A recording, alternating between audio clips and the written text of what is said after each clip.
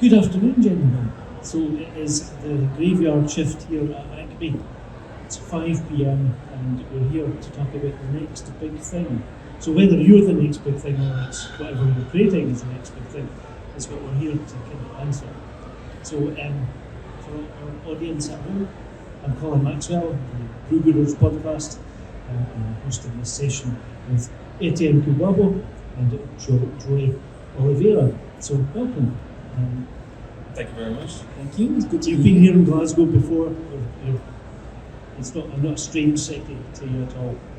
You've been here for previous events. Yeah. One of my first conventions was Edinburgh Comic Con back 8 years ago as a punter, and that before I even made a comic, and that's what inspired me to, when I seen others, to come up and keep doing one every year because how good the Scottish people are to the comics that I've made since then. I always make it a point to come back up to Scotland every year. Oh, that's so good to hear that you're a return visitor. And Etienne, you're a bit more local, really. I'm down the Lord, just there, 10 minutes away from here. So. I can see my house from here. Definitely. I went for lunch and came back. I'm just kidding. So I wondered, could we kind of take me back to your early comic experiences? I'm presuming as readers before actually creators. So can you tell me a little bit? When was it you first started reading comics? What were you reading? What did you like back in the day? Back in the day, when I was younger, as a kid, I'd get the Dandy and the Beano put in front of me, but it just didn't really... I read them, but I didn't really enjoy them, so I didn't really revisit comics again since then. It was only until the later years when Walking Dead came out as a comic series. That really opened my eyes to that there was more than just superhero comics, and you could do horror, you could do drama, you could do more grounded stories in that world. And Walking Dead was a massive influence for me, and what Robert Kirkman's done is just like incredible. The way it's expanded into its own universe with TV series and everything like that. So I'd say that has had the biggest inspiration for me in terms of comics. Seeing indie creators now, I've seen them create their own paths and their own journeys also. Yeah, it's quite interesting to see how some people read comics as a kid and then they kind of fall out of it, maybe in their teens or later years, and then sometimes come back to it. And how about you, Tim? I think for me, my best experience growing up in Congo was mostly The Legend of Tintin. So it's French comic books, and those are the ones I read, but also we had a friend of ours who was from like a rich family, and he had like comic books which were in English, and there was Spider-Man.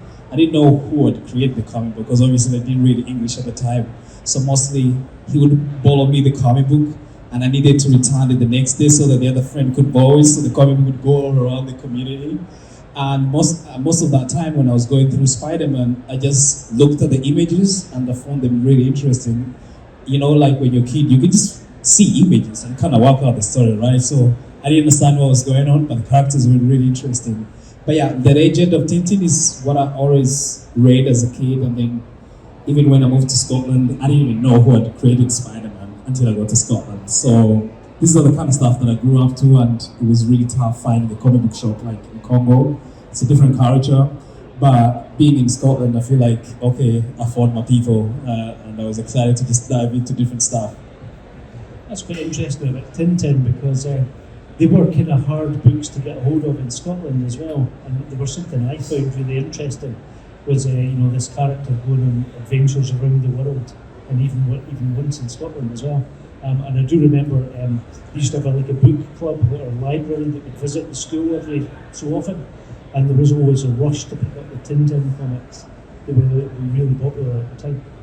So you read comics as kind of youngsters, and then at some point kind of got into making your own comics. So Joey, you mentioned about coming to conventions like this at Acme, and seeing other people doing this and thinking, that could be something I could do.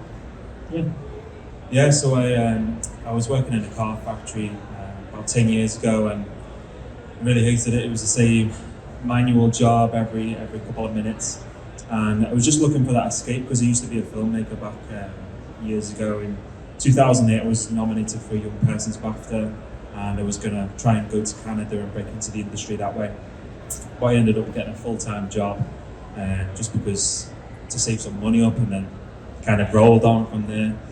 And then I was looking for other avenues, and that's when Walking Dead opened my eyes that there was more to the genre than just superhero comics. And I had like horror scripts for my films that I would then think about adapting into a comic, and then that's when I went to the Comic Con, and talked to people from similar backgrounds, and really find an avenue to tell my story, the stories that I wanted to tell. And yeah, since then, it's the history since then, just making comic books every year. And I was managed to leave that car factory job 4 years ago and do this full-time publishing comics, and yeah, never looked back.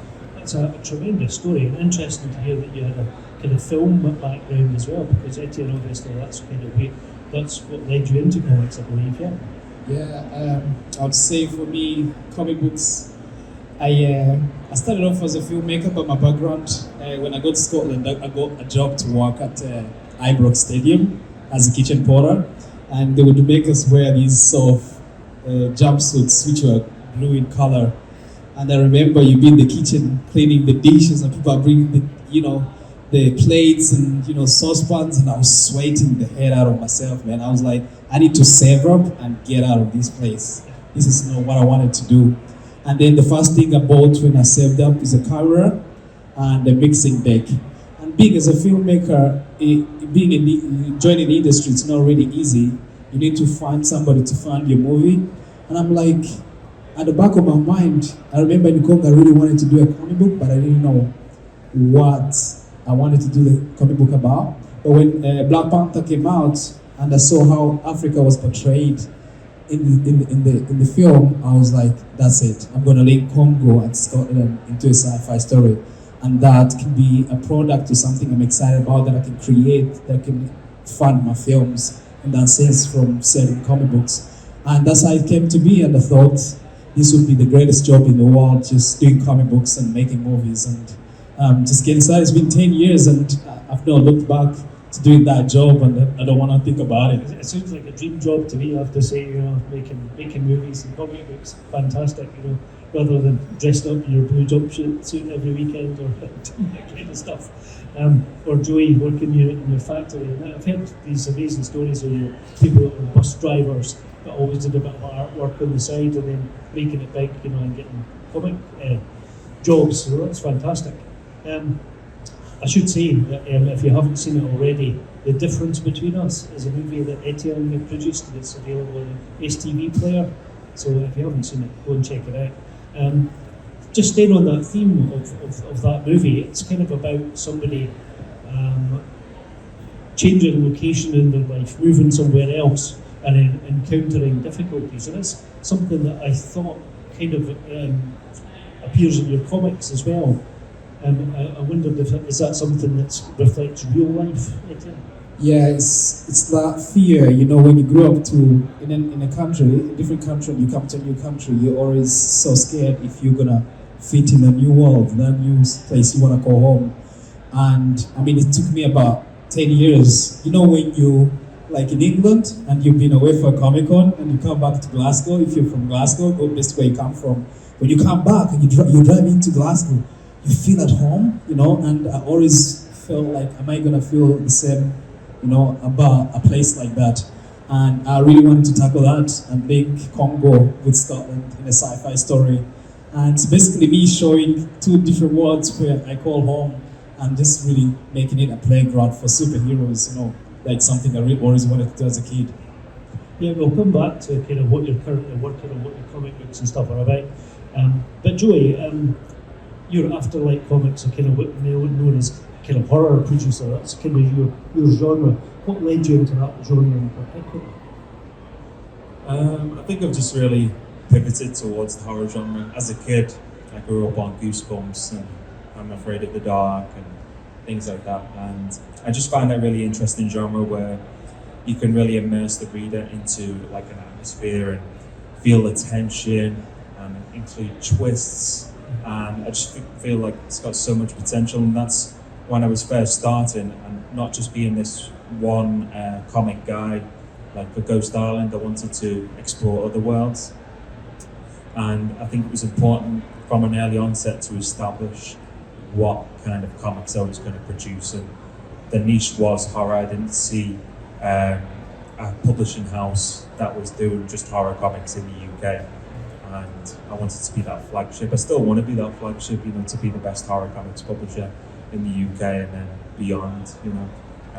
But horror is so much. You can even do body horror, sci-fi horror, action horror, folk horror, psychological. There's so much. Yeah, more you to kind of mix explore. up the genres a bit Yeah. of horror. It's not Yeah. just gore, you know, like stereotypical. You mentioned Ghost Island, which was your first book, is that? Yeah. And I remember picking up the first issue of that one. It was kind of sold as Jurassic Park for ghosts, and I thought that just sounded amazing. You know, this was a place where you could go and encounter ghosts on your holidays.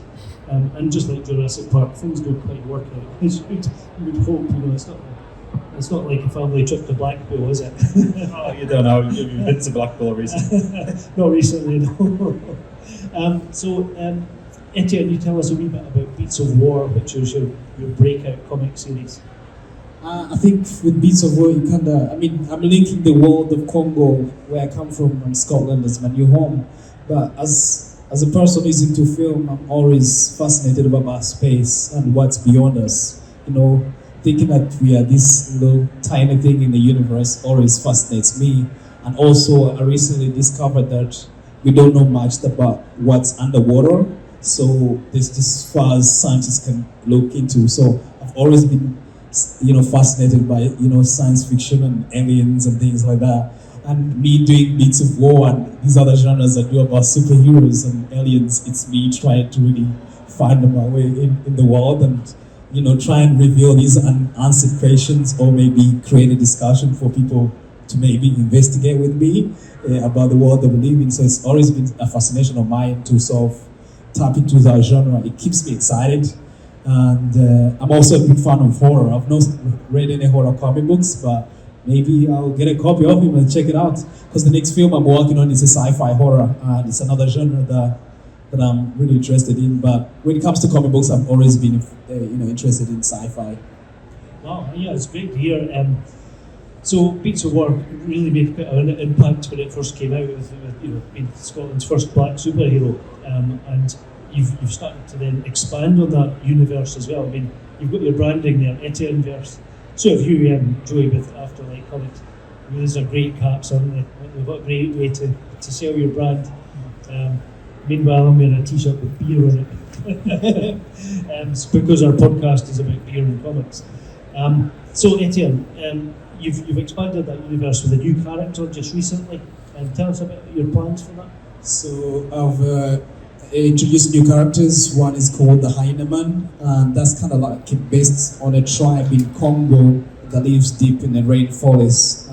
They take out really small hyenas as young cubs and look after them, and they believe these animals have a connection to humans. So I was really fascinated about that tribe and did a lot of research, and I was like, maybe I could sort of incorporate that idea in my comic book. And also, I've never had anybody talk about that they are going to the Antarctica for a holiday, so I've always been curious about what's there. So my next comic book, Telesquad, is something that inspired me to create a comic book. And when I had my little one, who's now 1 year old, I feel like, what if I could create a civilization that lives there that we have no idea about, but is linked back to humans, and maybe something is coming, and these original humans who are in the south have these mentors sent out to different parts of the world to get these kids who have these original bloodlines to protect us from what's coming that is being trapped there. So this is me asking questions about what's there, so I'm always researching and, looking at different things that I do not understand and try and pull them in story. So Telesquad is something I'm really excited about, and Heineman is going to be more Batman meets Blade type of comic book. So it's going to be really gritty, grounded, and there's a lot of blood in there. It's going to be like 15 rate for adults. Wow, big plans there. So you heard it here first, folks. What's coming next from the Etienne verse. Joey, I'm going to talk to you a wee bit about your other sideline. So Etienne, we've been hearing about his film work, but you're into games, card games and board games. So tell us a wee bit about that. There are some pictures popping up on the screen here of just that. Yes, so some of the comic series I did was based on folklore and these things called cryptids. cryptids are like things. Scottish one is like a Loch Ness monster, Mothman, Bigfoot, things like that. And I did like a card game based on cryptids 3-4 years ago. It's been so popular. Still to this day, people are buying it. So that I did a Japanese yokai edition, and then eventually I wanted to move on to a board game. And next month is the debut of Survive Tombs of the Cryptids, which is like a solo or co-op survival horror board game where you lay dungeon tiles and you can lay them however you like, and it's got the replayability of different maps and stuff.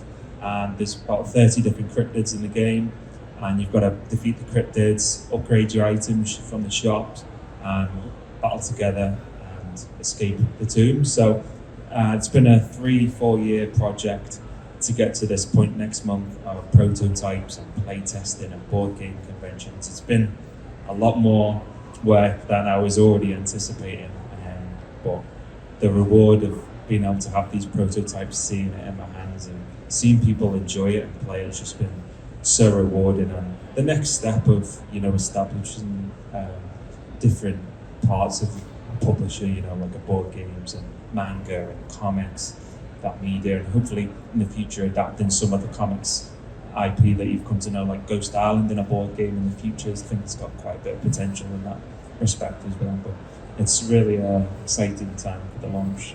Sounds like you'll be busy, launching this new game, but it also means that you'll be presumably attending all these gaming events. We had Tabletop Scotland just last week, which is a massive event, and taking over the Highland Showground, and thousands of people there. So I'm sure you'll be taking your new game around there and events like that around the country. Okay, so there might be a few people in the audience or watching the recording of the video that maybe are interested in writing comics or illustrating comics. I wondered if is there any mistakes perhaps that you've made in the past, or what have you learned that you might want to pass on to the next generation of comic book creators? Find an editor. It's important.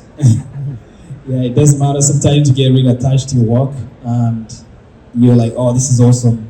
It's always good to get somebody who looks at your work from audiences, from the reader's perspective, and tell you what works, what doesn't work.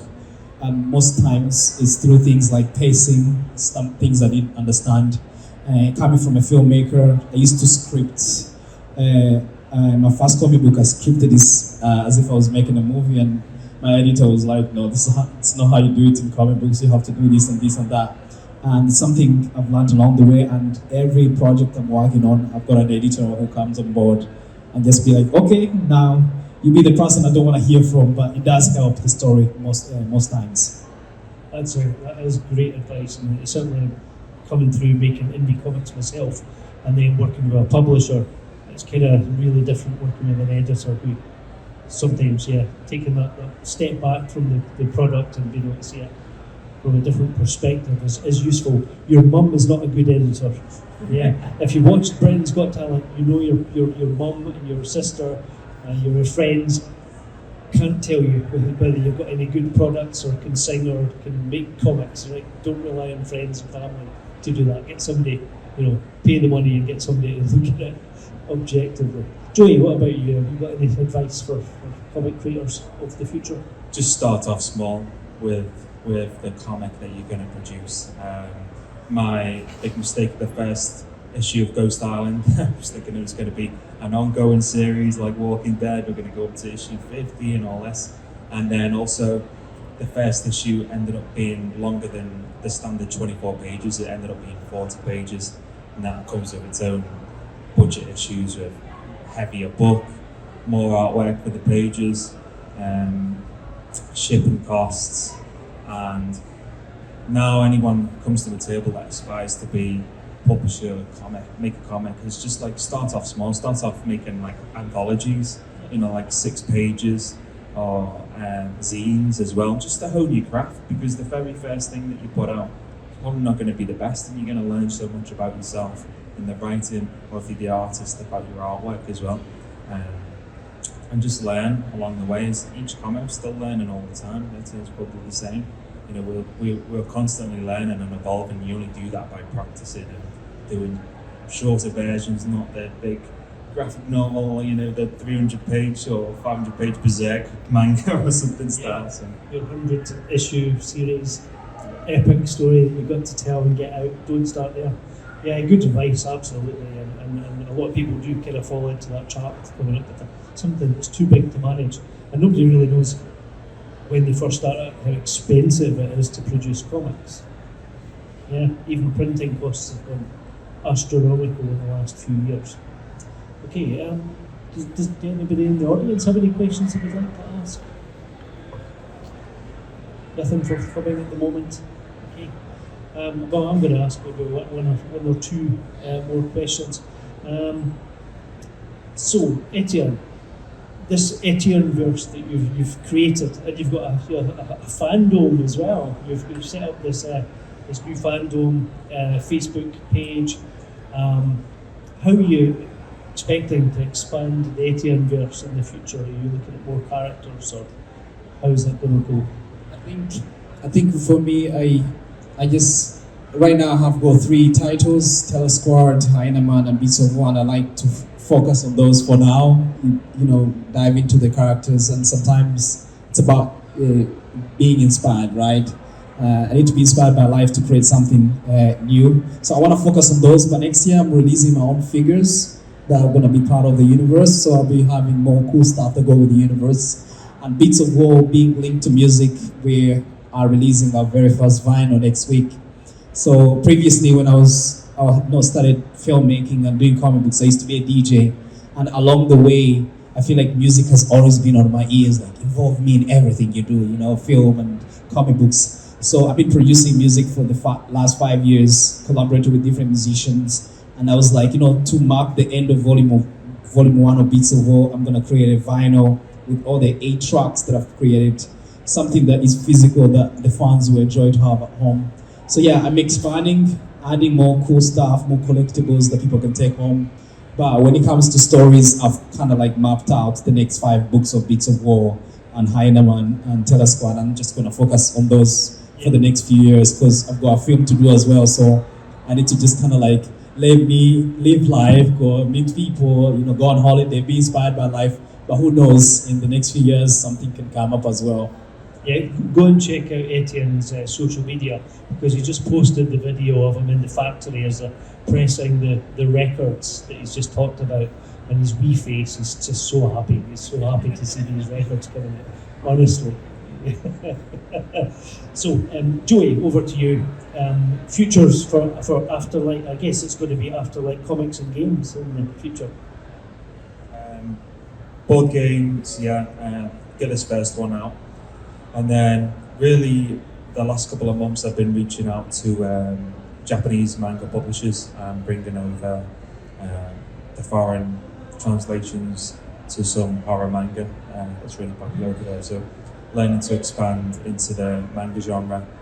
We've already done one recently called 3:33 AM Stories from Yutan, based in Japan, which is like a Junji Ito style artwork anthology of short stories, which is really cool. And it really showed that there was an audience for that as well. And yeah, continuing to expand in the manga genre and the comics, and also translation of comics abroad as well. I'm working with some guys in Argentina now that will be announcing soon, translating that and just bringing their awesome work to a wider audience, you know, in the Western market. Now we're in Diamond Comics distribution as well. We're going into comic shops on a monthly basis. So to continue to expand our network through comic shops that way and getting more comics out the door. That is fantastic. It sounds like you guys are living the dream of comic film creators, games, everything. I mean, wow, these guys are just amazing. And they get great write-ups from other artists and writers too, so, you know, go and check out on their social media, you know, some of the comments and things they're getting back from people. Really quite amazing. If you are here for the show, their stalls are literally just over, you know, from the entrance here. If you want to go and check out their books and everything else that they've got there, it'd be wonderful. So, yeah, if we can have a little Glasgow round of applause for our comic guests here, Etienne and Joey. Thank you so much for joining us here.